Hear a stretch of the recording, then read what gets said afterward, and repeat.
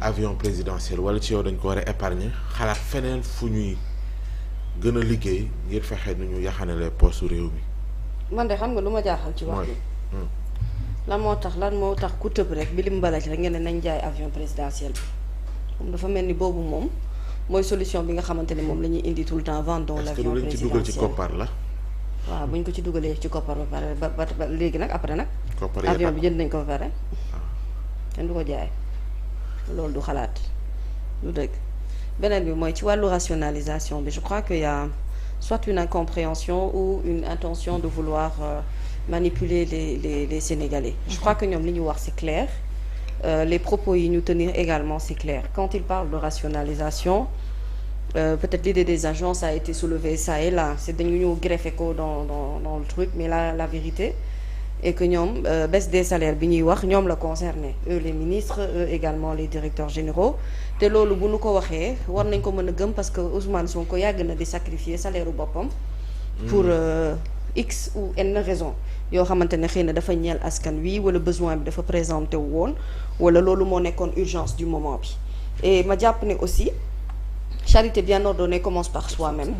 man mesure yu mel noonu la gëm je sais pas qui soulevait hier ici Momo je crois di wax ne yenn directeurs généraux yi ñoo ëpp salaire yenn ministres yi dëgg la benn grade bi boo fa yeggee naam am na mais pour man sacrifice don de soi boobu ñuy wax balaa sénégalais yi di ko mën a accepter réellement mooy ne mu njëkkee ci ñoom ñu xool comment faire pour que quand même yenn charges yi nga xamante ne parfois c'est presque des charges inutiles ñu mën ko concentrer ci li nga xamante ne moom mooy besoin ak yitte askan wi si les ministres eux-mêmes si les directeurs généraux eux-mêmes décident de faire un sacrifice par rapport ak mbir mi ni mel je crois que après askan wi waruñoo mën a jooy derrière ay réformes yoo xam dañ koy taxawal beneen bi mooy subvention yi ñu wax ci affaire électricité eau bi foofu tamit y a une grande manipulation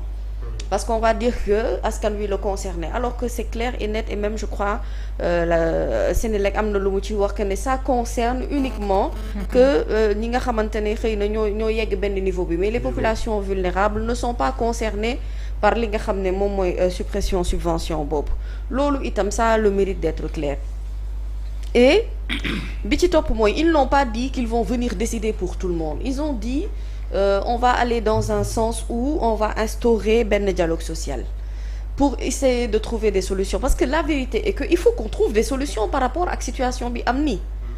mënuñu toog di continuer di évoluer nii dëgg la ñoom depuis qu'ils sont là peut-être dans un mois ou je sais pas dans quelque temps ils vont avoir peut-être un an de pouvoir mais entre-temps ñun ñëpp on s'est posé la question de savoir après la sortie du rapport ñii comment ils font pour diriger le pays comment ils font pour payer les salaires comment ils font pour ainsi de suite ce qui veut dire que ñoom ci ñoo xamante ne vraiment mbirum finance ak ay mbirum koppar ak mbirum dugal ak génn ay mbir yu ñu maîtriser la ils arrivent tant bien que mal à tenir la barque mais ce ne sont pas des mesures yoo xamante ne ça va dans la durabilité alors que il faut que ci délai bu gàtt ñu mën a arriver aujourd'hui à ce que ñu mën a essayer pas redresser la barre parce que ça va être difficile mais au moins ñu mën a tenir le train te ça nag ça commence par ñoom ñu diminuer le train de vie de l'État tout le monde sait que aussi parfois il y a ci yenn maanaam yenn gestion yi loo xamante ne xëy na lu ñu war a xoolaat la te loolu c'est dans le comportement de kenn ku nekk pour man dama jàpp ne dans l'esprit de chaque Sénégalais li ci war a mën a nekk mooy l'intention de vouloir ensemble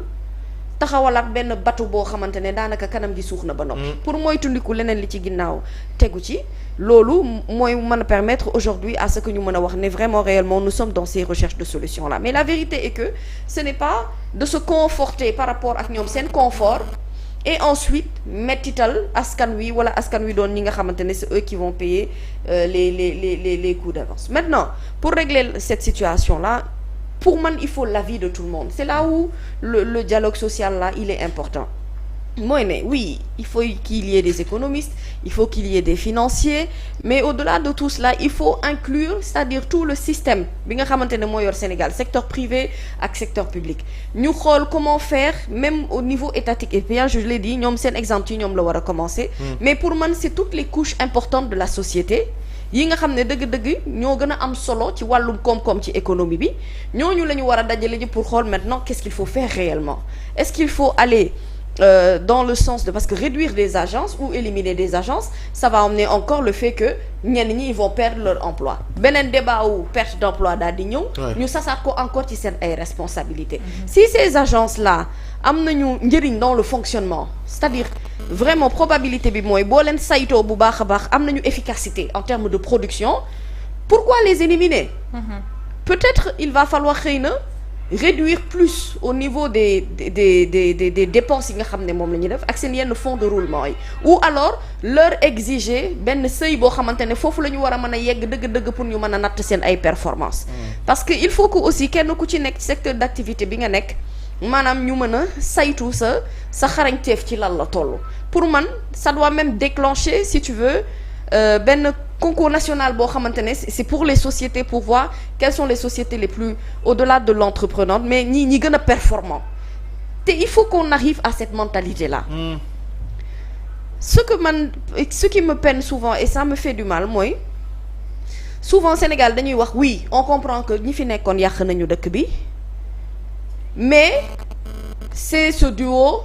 ñoom ñoo ko war a régler par la force suñu yoon nekkul de comment c'est-à-dire kenn ku nekk tu prêches pour ta propre chapelle te réew mu nekk ci situation bu mel nii bu fekkee kenn ku nekk da ngaa jël sa yoonu bopp da ngay am problème pour nga mën a redresser la barre c'est-à-dire il faut l'implication de tout le monde te kenn ku ci nekk même bu dee da nga yaakaar ne gis nga dafa am benn esprit boo xamante ne Pastef daf koo am mu am exemple boo xamante ne également dama koy gis dans le mouridisme et c'est des choses qui marchent mooy ne la participation de tous pour réussir un objectif je donne un exemple aujourd'hui Touba bu ñu bëggee tabax benn juma cette économie solidaire là mais c'est une réalité Pastef bi ñu bëggee dajale xaalis fii pour def seen ay campagne xanaa mënuñu dëkk tout le temps ci di cotiser waxuma loolu waxuma ne na Sénégalais yi tibb seenub gafa def mais dama ne na Sénégalais yi contribuer à l'évolution et au développement de ce pays kenn ku ci nekk ci li nga nekk bul ko xeeb nga jàpp ne xëy na boo doon liggéey benn boo ko multiplier par fukk mën na permettre li nga doon gagner benn nga gagner ko fukki yoon état bi dina am loo xamante ne loolu ça lui revient de droit yow am loo xam ne ça te revient de droit mais au moins tout le monde participe à ce que dëkk bi mën a évoluer mais souvent certains politiques je crois qu'ils n'ont pas compris réellement situation bi nga xamante ne moom la ñu nekk en fait jafandikuwaay la ci ñoom pour soit avoir une renaissance politique mooy ne jafandu ci benn mbir pour wane ne oui je suis là j'existe toujours ou alors jafandu ci pour transformer li nga xam ne moom mooy esprit bi nga xamante ne moom la ñu war a développer et dama jàpp ne même si aujourd'hui on est dans le camp de l'opposition la vérité est que quel que soit camp boo mënti féete l'important c'est le Sénégal et quoi qu'on puisse dire c'est que le Sénégal ne se porte pas bien maintenant quand le Sénégal ne se porte pas bien des autorités évidemment ils ne sont pas aussi toqués pour jàkkaarloo askan wi naan leen non fay leen les pots cassés ñoom ils ont été élus pour régler des problèmes solutionner des problèmes mais ce problème-là malheureusement incombé wu leen ñoom incombé wu ñu ñun parce que askan wi on n'a rien demandé pour yegg si fi ñu yegg si nii tey mais ce qui est clair c'est qu'on a besoin des mains des bras et des pieds de tout le monde pour que aujourd'hui situation bi ñu nekk ci et dama jàpp ne tollu nañ ci waxtu boo xamante ne nii politique bi dafa war a dakk pour un moment ce n'est pas le moment de faire de la politique actuellement ou alors bu fekkente ne dañoo bëgg a profiter pour faire pardon ñooy waxal je parle de ces opposants je parle de ñi nekk ci wàllu politique bi je parle de ñi nga xamante ne maanaam dañuy orienter débat bi feneen je parle de ñi soxla am existence politique quelqu'un comme Abdoul Mbaye oui il parle il fait des tweets il fait des sorties mais la politique ne s'arrête pas à ça Abdoul Mbaye quand il nous fait des propositions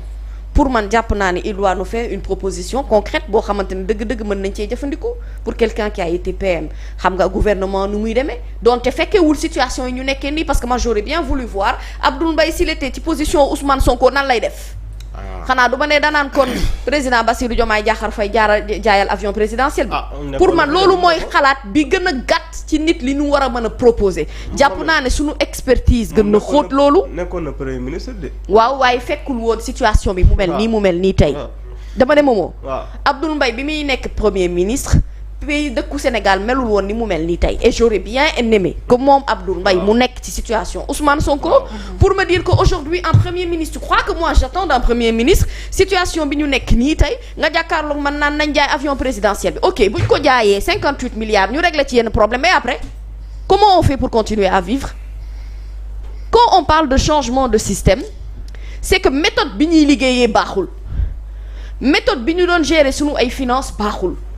donc il faut tout ñu redéfinir ko et trouver un nouveau vocabulaire adéquat ak situation bi ñu nekkee comme tous les pays qui ont été en crise nan la ñu def ba mën a suqaliku la vérité c'est que aujourd'hui on ne peut plus xëy na wala on pourra difficilement wax ay wàllum dette mais on pourrait aller aujourd'hui frapper à des portes dans des pays comme des pays asiatiques par exemple wala dans des pays qui se sont inspirés d'un certain modèle pour mën a développer wu parce que le Sénégal di dund nii du lu exceptionnel du Sénégal rek moo ciy jot a jaar il y a eu des pays qui sont passés par des situations similaires comment ils ont fait pour relever leur économie est-ce qu'ils ont noué des partenariats yoo xamante ne à long terme ça les aidera à pouvoir ñu génn ci li ñu nekk ou est-ce que il a fallu que quand on nous dit serrer la ceinture ñu yaakaar ne ceinture ñenn ñi la ñu war a takk ñeneen ñi seen ceinture dafa war a yolom gis-gis boobu tant que ñu ngi koy am ci Sénégal moo tax mën na la changement de régime changement dafa ànd ak changement de mentalité dans notre façon de voir et je vois que certains de nos politiques seen mentalité fi mu des la des ba tey on ne règle pas un problème derrière un micro ou derrière une tablette ou derrière un ordinateur encore moins derrière son smartphone loolu réglé wul ay jafe-jafe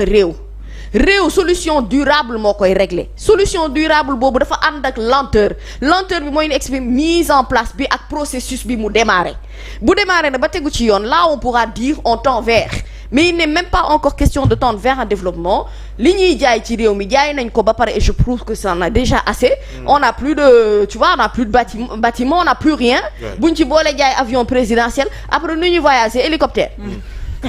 loolu mooy moteur bi merci Mamy moteur bi dañ koy tàngal balaa moo daw waaw damay doon ci moo faree ci desam fari ñëwal góor ayca ñëwal ci fari yaa ngi woon sa micro de moo tax mu réer la alors yow sànq yaa ngi rappelé Cheikh Oumar Diagne mi àndut ak Al Amin Lo